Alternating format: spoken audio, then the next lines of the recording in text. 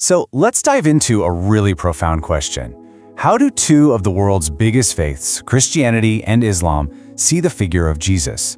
We're going to unpack a really respectful and fascinating conversation that shows not just the deep differences, but also some powerful and maybe surprising common ground.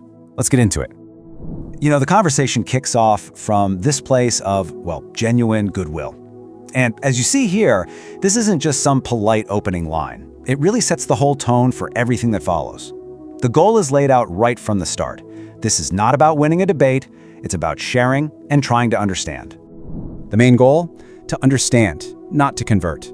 And that foundation is so important because it lets them honestly explore what they believe without getting defensive. The central point where the two paths really split. The biggest theological difference between Christianity and Islam when it comes to Jesus, it all boils down to one fundamental question about who he is. That's it. That one question, who is Jesus? It shapes absolutely everything that comes next. And as we're about to see, the answers, while they both hold him in the absolute highest regard, they really chart two completely different theological courses. And this slide just lays it out so clearly. For the Christian view, the divinity of Jesus is non-negotiable. Even quoting his own words, "I and the Father are one." But for the Muslim view, Jesus, who they call Isa, is one of the most revered prophets, a man who performed miracles for sure, but he was a messenger from God, not God himself. So to really get why these views on Jesus are so different, you have to go a layer deeper. You have to look at the underlying beliefs about the very nature of God. See, this isn't just about Jesus. It's about how each faith understands divinity itself and how God connects with all of us. So from the Christian perspective, certain things Jesus did are seen as absolute proof of his unique divine nature. Look at this list: the power to forgive sins, performing incredible miracles, and of course, rising from the dead. These are considered things that only God could do. So, and this is crucial, these aren't just amazing acts, they're seen as signs of his divinity. And now, here's the other side of that coin. In the Islamic view, miracles aren't proof of a prophet's own divinity. Not at all. They're seen as proof of the power of the one God working through that prophet. This is a perfect example of how the exact same event, a miracle, can be understood in two totally different ways, all based on your starting theological framework. For Christians, that framework is called the Trinity. It's this incredibly profound and frankly complex idea that God is one single being, but exists as three distinct persons: the Father, the Son, and the Holy Spirit.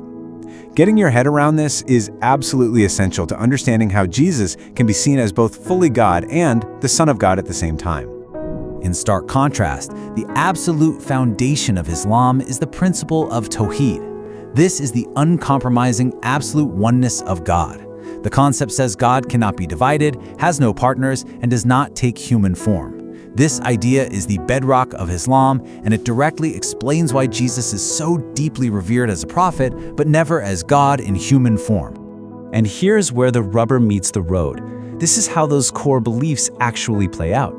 For Christians, God becoming human, as Jesus, is the ultimate act of love, the path to salvation.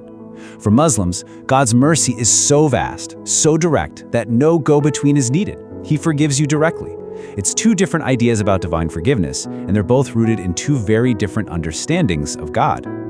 But here's the amazing thing. Even with these huge theological divides, the conversation doesn't just hit a wall and stop. Instead, it comes full circle, right back to where it started: respect. And it's in that space of respect that they discover some really powerful shared values. Now this is a really big deal. People of the book is a term that comes straight from the Quran. It's a theological recognition of a shared Abrahamic heritage with Jews and Christians. It's like there's a framework for respect built right into the faith, acknowledging shared roots even where the beliefs have diverged. And this is that incredible bridge that connects the two faiths. Both hold Jesus and his mother Mary in extremely high regard. While a Muslim doesn't worship Jesus, they have immense reverence for him as a mighty prophet of God. This shared honor, it creates this remarkable common ground for connection and mutual respect. So, what's the takeaway from all this? Well, this conversation basically gives us a blueprint for how to have a productive dialogue on, any difficult topic, really. It shows a clear path. Start by committing to a peaceful exchange. Take the time to explain what you believe clearly. Then, really listen, truly listen to the other person. And finally, make an effort to find those points of unity and shared values. At the end of the day, this whole exchange proves a really powerful truth.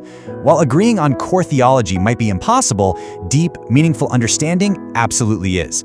And it leaves us with a really important question for our own lives. In all of our disagreements, what could we accomplish if we shifted our goal from just winning the argument to simply understanding the person right across from us?